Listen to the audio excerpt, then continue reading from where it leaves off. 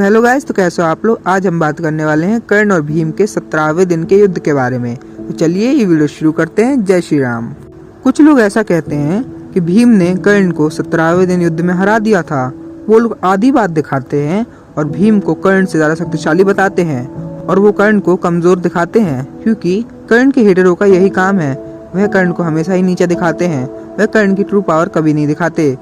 वह सिर्फ आधी बात दिखाते हैं और कर्ण को कमजोर साबित करना चाहते हैं। तो चलिए आज मैं आपको बताता हूँ कि असलियत में भीम और कर्ण के 17वें दिन के युद्ध में हुआ क्या था।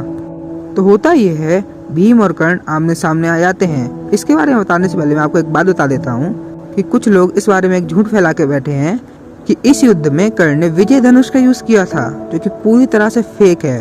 कर्ण ने विजय धनुष का यूज 17वें दिन किया था, पर पूरा दिन नहीं किया था। लोग ऐसा सोचते हैं कि कर्ण ने पूरा 17वें दिन विजय धनुष का यूज किया था, पर ऐसा नहीं है। कर्ण ने सिर्फ और सिर्फ भार्गवास्त्र चलाने के लिए और कर्ण अर्जुन अंतिम युद्ध के दौरान कर्ण ने विजय धनुष का यूज किया था। उसके अलावा जितने भी मैच हुए थे उनमें कर्ण ने आम धनुष का ही यूज किया था।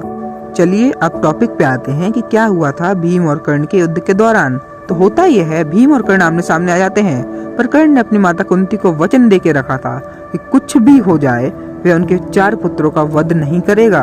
इसीलिए कर्ण भीम पर बहुत ही स्लोली वार कर रहे थे। वह भीम को चोट नहीं पहुंचाना चाहते थे, लेकिन भीम बहुत ही ज्यादा गुस्से में थे। वह कर्ण पर बहुत ही ज्यादा पावरफुल वार कर रहे थे। वो अपने फुल पावर पे युद्ध कर रहे थे। भीम ने कर्ण के ऊपर इतने सारे वार किए कि युद्ध बहुत देर तक चलता रहा। लेकिन जब भीम के बहुत ज्यादा वार हो गए तब कर्ण थोड़ी देर के लिए मूर्छित हो गए। जैसे ही कर्ण मूर्छित होकर अपने रथ पे गिरे, तब शल्य ने रथ को वहां से भगा दिया। शल्य रथ को वहां से ले जाने लगा, लेकिन कुछ ही मिनटों में, लगभग 1 मिनट के अंदर ही कर्ण की मूर्छता टूट गई। कर्ण जैसे ही उठते हैं, वह शल्य से गुस्से से कहते हैं कि वापस ले चलो भीम की तरफ। जब भीम और कर्ण वापस आमने सामने आते हैं, इस समय कर्ण अपनी असली पावर दिखाते हैं। वह भीम के ऊपर 3 तीरों से वार करते हैं, जिससे भीम बुरी तरह से घायल हो जाते हैं। उसके बाद भीम और कर्ण 1-2 सेकंड के लिए और युद्ध करते हैं, लेकिन भीम को समझ में आ जाता है कि वो कुछ भी कर लें, कर्ण को नहीं हरा सकते। भीम इतनी बुरी तरह से घायल हो जाते हैं और कर्ण इतनी बुरी तरह से तीर चला रहे थे कि भीम इतना डर जाते हैं कर्ण से कि भीम अपने रथ से कूद जाते हैं और उनका रथ टूट जाता है। भीम कर्ण को इग्नोर करने लगते हैं। वह कर्ण से इतना डर चुके थे, वो कर्ण से युद्ध करने का सामर्थ्य ही नहीं जुटा पा रहे थे। वे आम सैनिकों से युद्ध करने लगते हैं और उसके बाद जैसे वो कर्ण को देखते हैं अपने सामने, वे वहां से भाग जाते हैं। रियलिटी ये है, पूरी बात ये है, पर लोग आधी बात दिखा करके कर्ण को डिफेम करना चाहते हैं।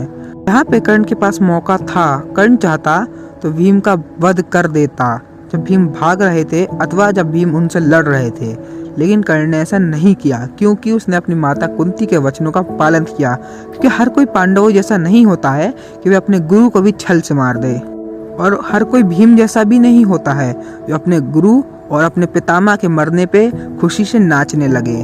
कर्ण एक बहुत ही महान कैरेक्टर थे। वह विरजा थे। उनको भगवान विष्णु और भगवान शिव के नाम से पुकारा गया था। उनको नीचे दिखाना एक बहुत ही बुरी बात है। इन बातों से हमें बात पता चलती है, अगर कर्ण अपनी फुल पावर पे लड़ जाते भीम से, तो भीम कुछ ही मिनटों में कर्ण के हाथों वीर गति प्राप्त कर लेते। तो आपको ये वीडियो कैसी लगी कमेंट सेक्शन में बताइए।